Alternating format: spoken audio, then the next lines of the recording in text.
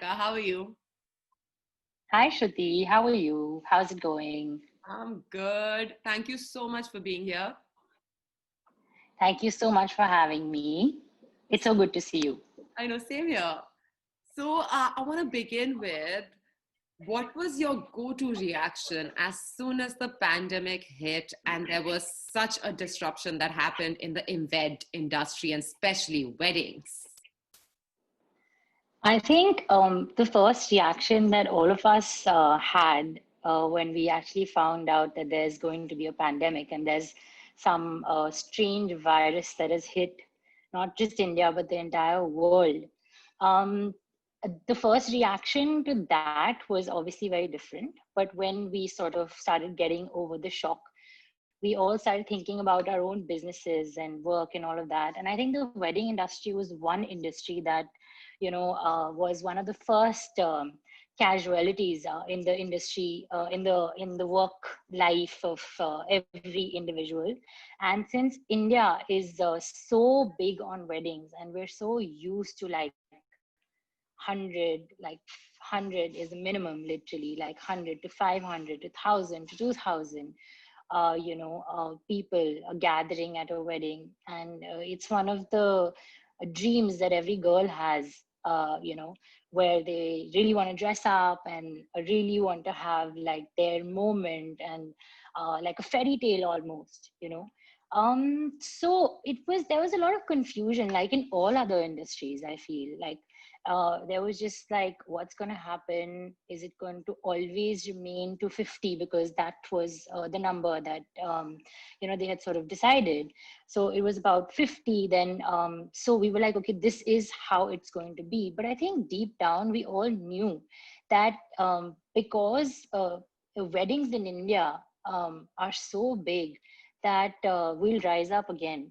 And we saw that hope coming in, I think, in September, when from 50 to, I think, it became 100. And then eventually people were just like, not, I think a lot of people started going up to not just 100, but 200 to 300. And basically the jugaad term, which we all talk about in India, that started coming in. And then people were like, okay, let's just figure it out how to like have big weddings, because nobody was really happy. Because I think everybody wanted to do like, all the brides were like, are always so excited that we're going to be like movie stars at an event. It's literally like that, right? Because we all want to become the center of attention at some point in our lives. So that's exactly what happened. And then eventually, now again, the cap is 50 again.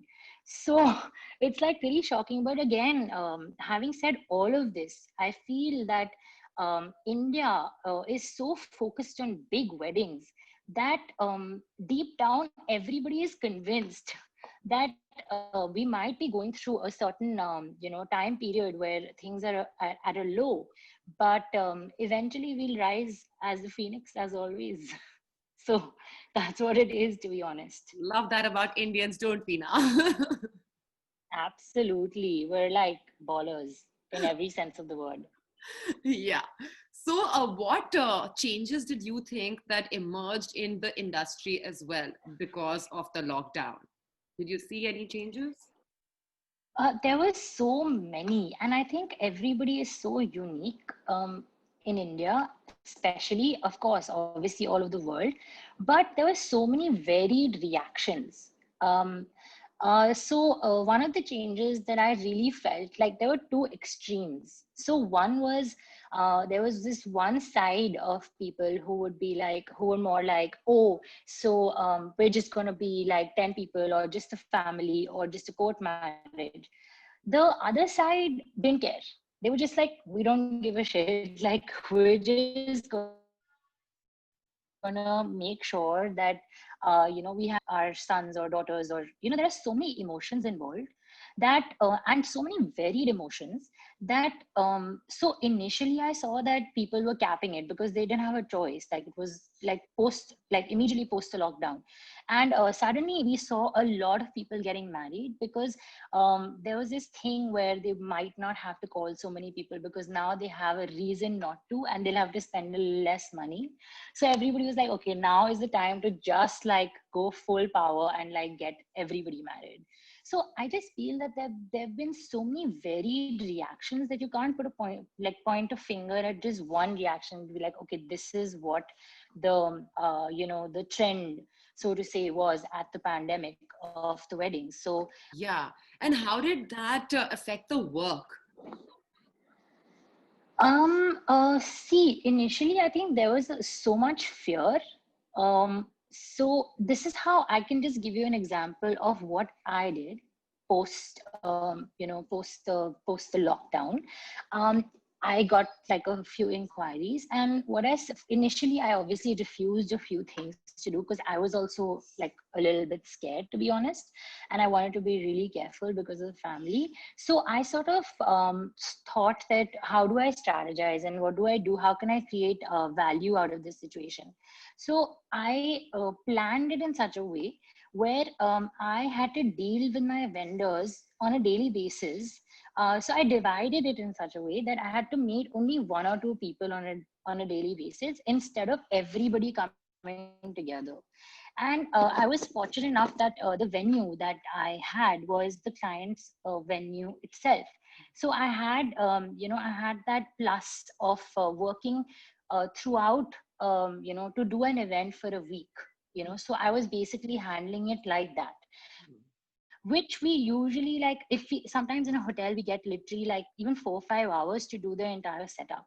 Here I did have a week, so we sort of divided it, and so that the interaction was such, we obviously took all the precautions needed, sanitization, even I mean that is obviously increase of work.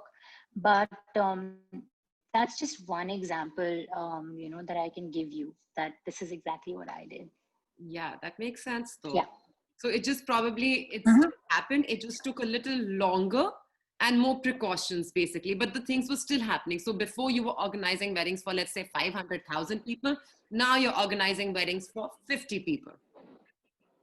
Absolutely, yes. Did you see a couple of activities happening around that to help support people as well? People who are working for you, smaller laborers. Were there some extra activities that happened for that as well?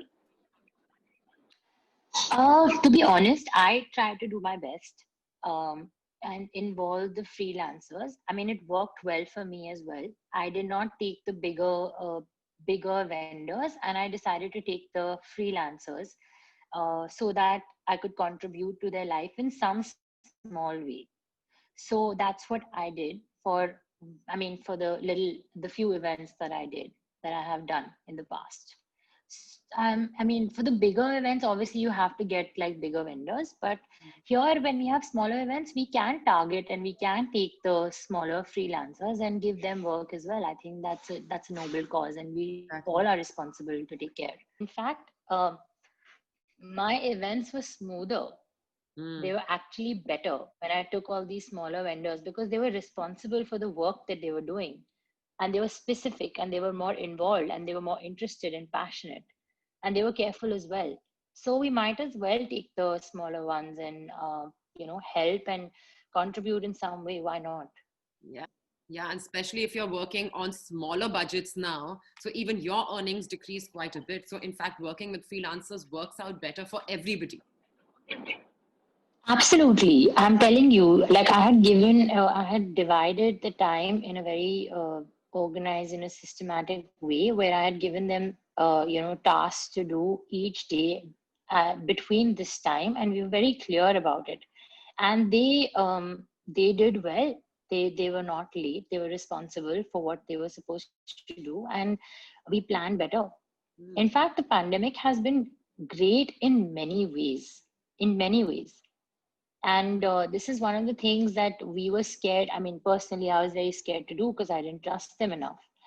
But this time I realized that they're good. We can trust them much more than our bigger vendors. Yeah. So, this is just making India stronger.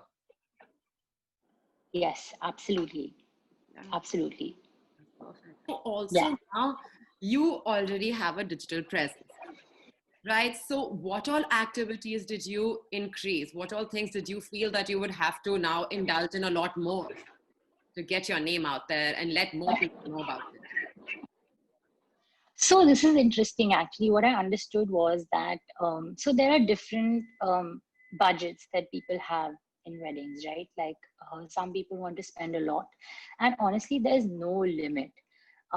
You know, it can be skyrocketing, and it can be a very minimum amount that people want to spend, and that's fair enough. What I understood was that a lot of vendors, a lot of wedding designers, the ones that who probably would have larger budgets and the biggies, in the industry, so they also sort of came down to the mid segment Hmm. and or the small. So the competition, I consider myself in the mid, segment. So the competition increased because even the big players, sort of came down to the mid and or the smaller. So it was like the bigger ones are also trying to hit the market that we were safe at and we were secure in.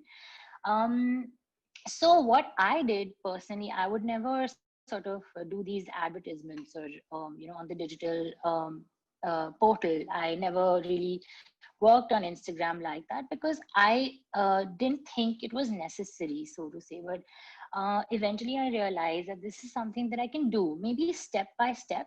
But it gave me an insight of how these advertisements can work a little bit. So that's something that I did differently. Also, another thing which is a bit funny that I did was that I dug out a lot of old pictures and old videos and all of that that I thought maybe I could display. And there were, when initially I had started, I'm talking about personally, it's not like a generic conversation. I don't know how other people do it.